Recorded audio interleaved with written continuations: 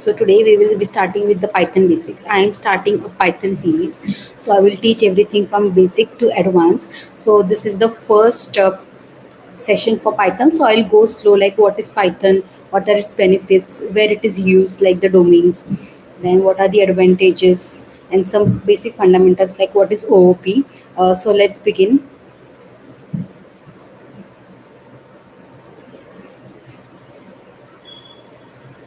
So basically, what is Python? So as you know, there are multiple programming languages. If anyone is from computer science or computer engineering background, they might be knowing some certain programming languages. For example, there is C, there is C++, there's C Sharp, there's Java, there's Python, there's R. There are a lot of languages, but the most easiest and the most trending programming language is Python. It is easy to understand and it is used in a wide variety of languages. So let's see what exactly is Python. It is a high level programming language. When I say high level programming language, that means it allows users to write code in an easy and human readable format. So the syntax or the statements that are used are more or less like the English language. So it is easy to write as well as easy to understand. So it is called as a high level language. Point number two is that it was created by Guido van Rossum in 1991. So you don't need to remember this. This is just for the purpose of information. Point number three is it's known for its simple syntax, as I have mentioned earlier as well, that the syntax is very simple, just like plain English. So it is very easily understandable by even by the beginners who are just learning Python, who are new to Python. Point number four is it is ideal for all skill levels. So it is even easier for newcomers, beginners, or as well as professionally trained programmers as well.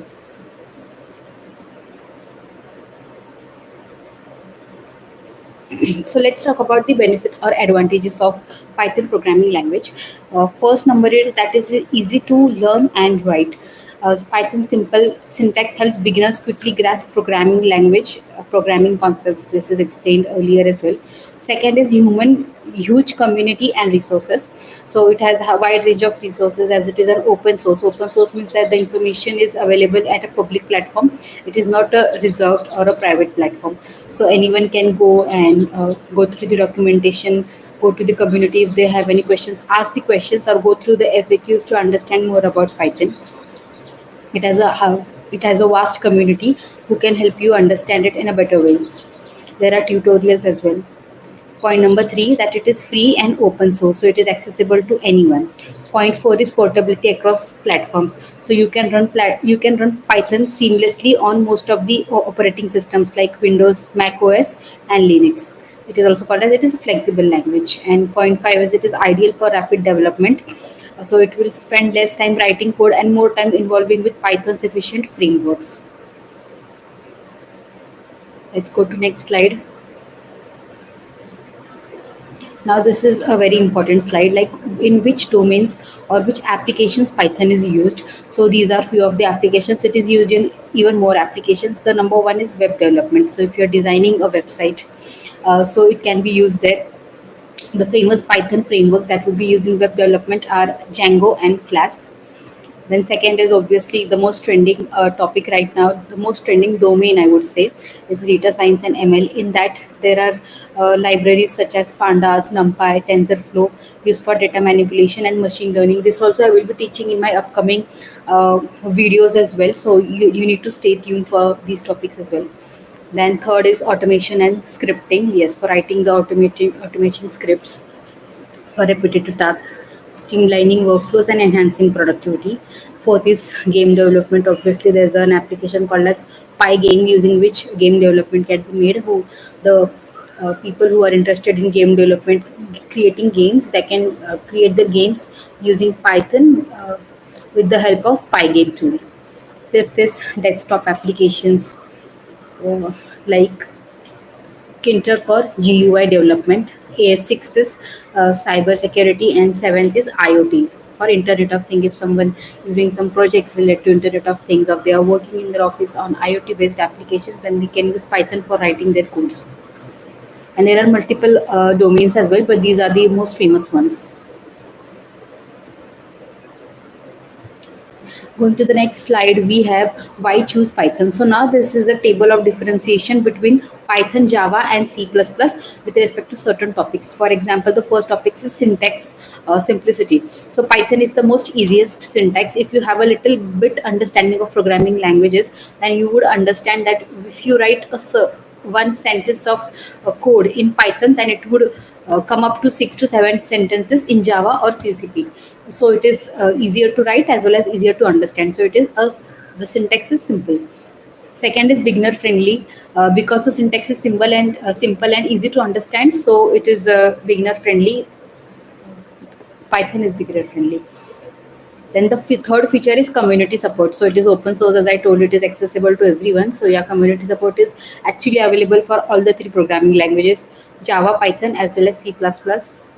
And lastly, coming to the speed. So as compared to Java and CPP, the speed is not that great of Python. So we will discuss this in the upcoming session as to why there is a disadvantage of speed in Python. But yeah, for now, you need to understand that this is the difference between these three languages. Next slide is the key advantages of Python.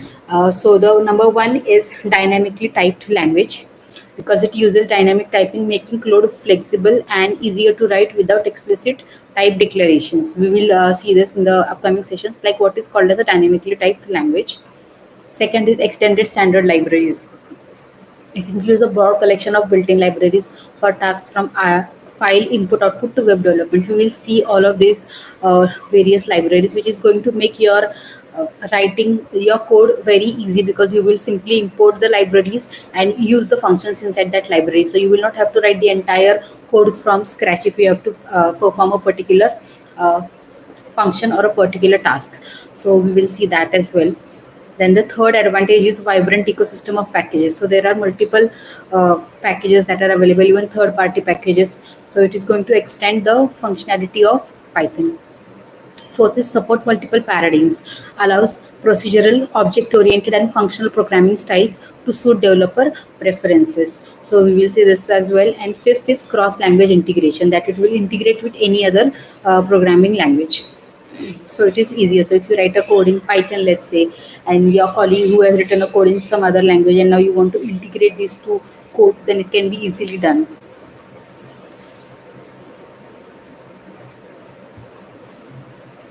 Yeah, so this is a very important topic in Python, as the statement, as the definition of Python itself includes that Python is an OOP, that is object oriented programming language. So we will see some of the concepts of programming language in my next slide, or part second video of this series. We will discuss this in detail, like what is OOP, what are the various concepts of OOP, everything in detail. Right now I will be just giving a one sentence description of all this concepts. The first is called as a class. It is also called as the blueprint for objects. A class serves as a blueprint, defining properties and behaviors that its objects will share.